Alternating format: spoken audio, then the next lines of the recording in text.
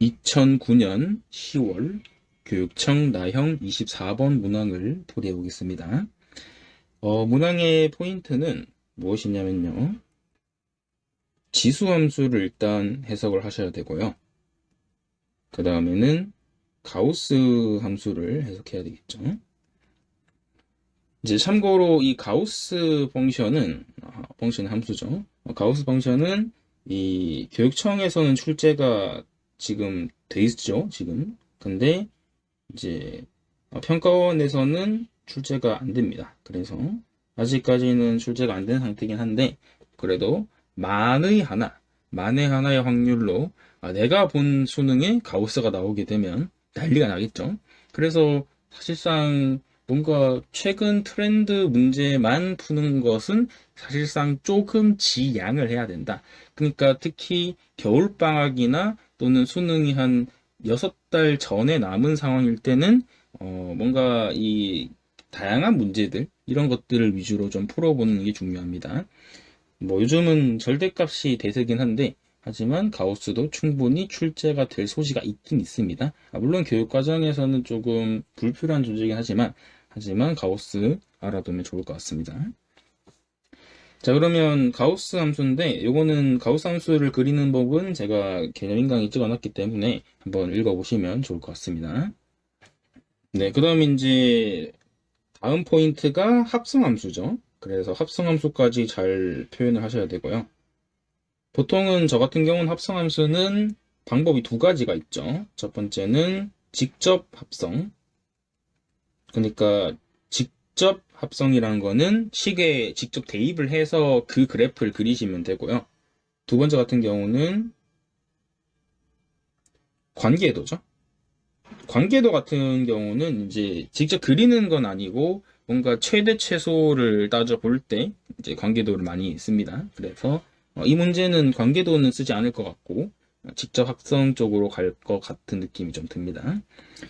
자, 그러면 먼저 fx랑 gx에 대한 분석을 좀 해볼 건데 그 합성함수를 바로 그려볼게요, 제가. 왜냐하면 이 문제는 합성함수를 바로 그리시면 문제가 꽤 빠르게 풀리겠죠. 그래서 f합성 gx 그래프를 한번 그려보실 건데 그릴 때는 관계도가 있으면 도움은 되겠죠. 그래서 관계도를 한번 그려볼게요.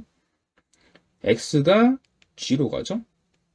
g부터 타시고 그 다음에 f라는 함수로 합니다. 네, 이렇게 구성이 되고요. 그러면 g는 함수가 x 빼기 가우스 x니까 그러면 x에다가 넣어주시면 x 빼기 가우스 x가 나오시고요. 이 틀 자체를 다시 f에 넣겠죠. 그래서 f에 넣어주시면 이렇게 됩니다. 그래서 f 합성 gx가 다음과 같은 이 가우스에 관련된 식으로 만들어지겠죠. 그래서 이 그래프를 그려주시면 돼요. 자, 그러면 가우스가 나온 상태에서는 범위를 나눠서 그래프를 그리셔야 되는데 가우스 같은 경우는 가우스 값이 유일한 정수값이 되는 범위로 나눠주셔야 되기 때문에 이거의 그래프를 그리시려면 어떻게 그리셔야 되냐? 범위를 나눠주실 건데 가우스 x가 0일 때랑 1일 때랑 2일 때 이런 순서로 나눠줄 거예요. 그래서 x가 0 이상 1 미만일 때랑 1 이상 2 미만일 때, 2 이상 3 미만일 때 이런 식으로 쭉 가실 거고 그러면 0과 1 사이에서는 가우스 값이 0이니까 이 x 빼기 제롯은 1일 때는 이렇게 되고요. 다음에 가우스가 2일 때는 이런 관계가 되겠다. 맞죠? 그래서 정수 범위 단위로 그래프를 끊어서 따로따로 그려주시는 게 중요합니다. 자, 그래서 한번 그림을 그려볼게요. 네, 먼저 축만 그렸고요. 그 다음에 이 그래프가 어떻게 그려지는지를 각각 색깔별로 한번 표현해 볼게요. 먼저 핑크색은 이어 x선을 그리면 되겠죠. 근데 x범위가 0 이상 1 미만이기 때문에 0,1을 지나신 다음에 1,2를 지나게 돼요. 그래서 1,2는 여기서 색칠해서 이렇게 그림이 그려지겠죠. 자, 그 다음에는 이 그래프는 하늘색으로 해볼까요? 이렇게. 얘는 범위가 1부터 2까지이기 때문에 그래서 1,1을 지나가고 다음에 2,2를 지나가겠죠. 그래서 왼쪽 그래프랑 이렇게 평행이동, 그러니까 한 칸 오른쪽으로 간 그래프가 되겠죠.